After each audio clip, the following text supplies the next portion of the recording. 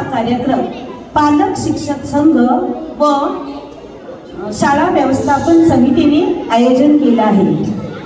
माझ्या कारकिर्दीत म्हणजे गेली 30 वर्ष मी ॲज अ टीचर म्हणून काम करत आहे, पण आजचा जो कार्यक्रम पालकांनी जो आयोजन केलेला आहे खरंच वेगळाच आहे। तर जोराने त्यांना टाळ्या होऊ द्या। Subscribe Prudent social media channel and press bell icon for latest notifications.